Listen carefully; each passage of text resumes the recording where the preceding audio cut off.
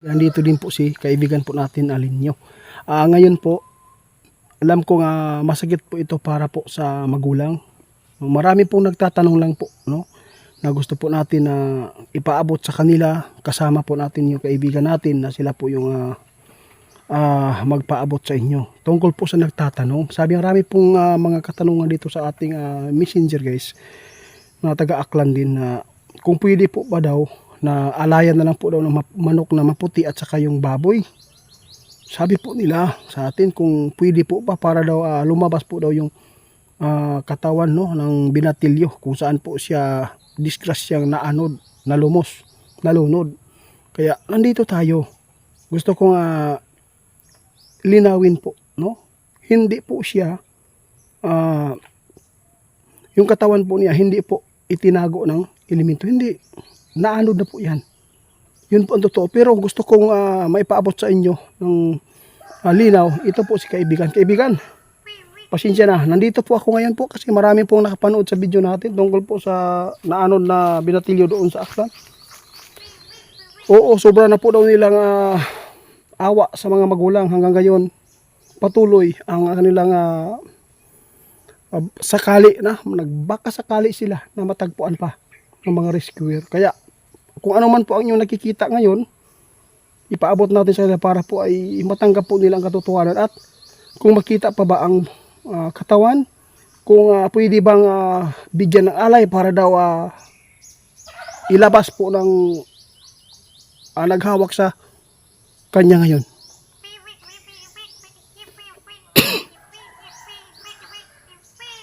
Ito po ang sinabi ng ating kaibigan, no? Dapat po unti-unti matatanggap po sana ng mga magulang.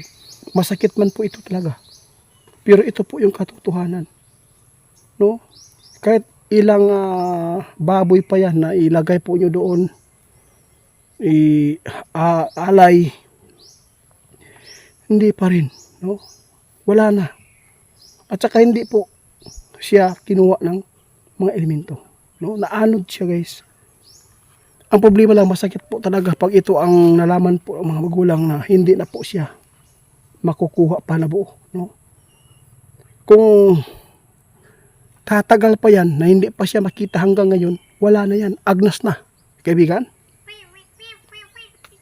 marami na po daw kumain sa kanyang katawan. Kaya kaibigan, kung di ba ipinapaabot po nyo kanina na dapat gisayo unta to og tanaw, di ba? Gipangita. Oo. Before po nangyari po daw yan, dapat sana nirescue na. Hinanap na po sa baba. Doon sa baba abangan. At saka mayroon din mga tao na rescue na sumisisid po doon sa ilalim para matingnan po yung mga kahoy.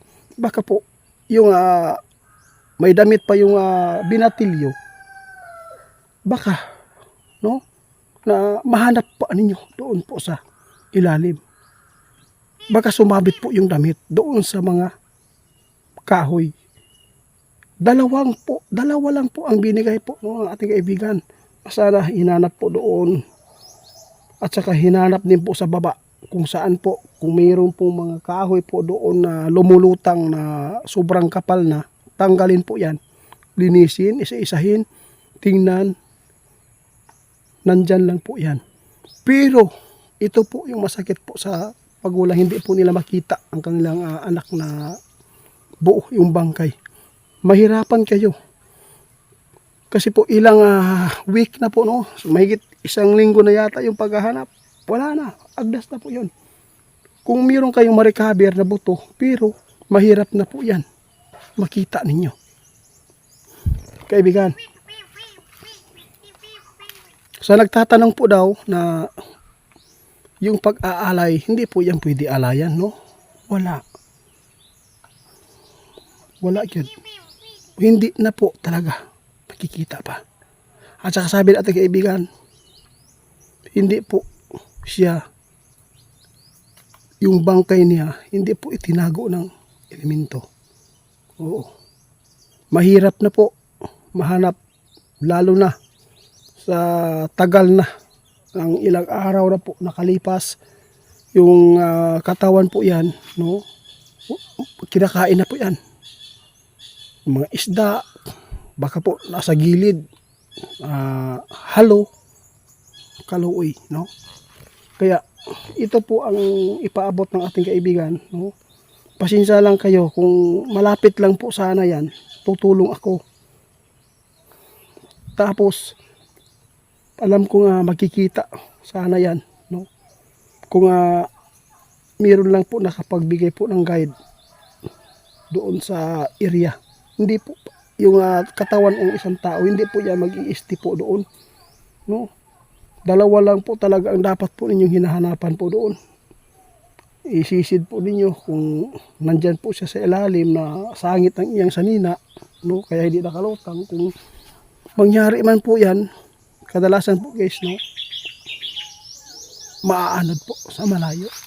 Kaya lang mahirap lang po dito kung doon siya bumagsak sa karagatan. Kaibigan, sobrang, napakasakit po sa magulang kasi anak nila yan, naawa nga tayo, no? Condolence po sa mga magulang, no? Kasi wala tayong naitulong po sa kanila, no? Kung malapit lang sana, sigurado ay makikita yan, no? Pero ngayon mahirap na po hanapin yan, agnas na. Ito po yung masakit po na tanggapin, pero yun po ang totoo. Pero hindi pa yan lubos na natatanggal po yung mga buto, dahil po ay meron pa po talagang mga balat po yan na natira, no? Pero kaya lang ay kung ilang araw na po yung lilipas, no, mas lalo po mahirapan na makuha pa. Pero wag kayong mag-alala, no? Patuloy lang muna. Baka sakali po, kasi po ang katawan po ng isang tao ay sagrado manggod. Hindi ba kaibigan? Hindi po, sagrado na. Yun po ang totoo. Sa lahat po ng mga rescuers, saludo po tayo sa kanila, dahil po ay kitang-kita po natin. Lalo na ang kanilang mayor po, napakabuting mayor talaga. Sila lang po yung nakita natin na mayor na nakiramay. No? Nakiramay po, sa totoo lang. Kaibigan, wala na talagang pag-asa, no? Oo nga, tama po kayo. Dalawa lang sana yung nung pagkawala yan, dapat po ay hindi po talaga tinantanan na abangan sa baba, no? Sisirin sa ilalim. Kung may mga kahoy dyan, masisi dyan, makikita yan. Pero ngayon mahirapan na kayo, no? Dahil po ay alam ko na aaglas po talaga, lalo na yung tubig ay medyo malakas po yung agos. Yun, pasensya na lang po kayo guys, ha? Eh, malayo po tayo, mas sobrang layo. Kasi sabi po ng iba kaibigan, ituturo mo na lang daw kung saan.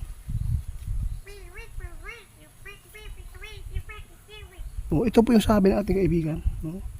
Doon lang yan sa mga kahoy, doon lang po yan. Meron na po binigay po ng ating kaibigan na doon po makita.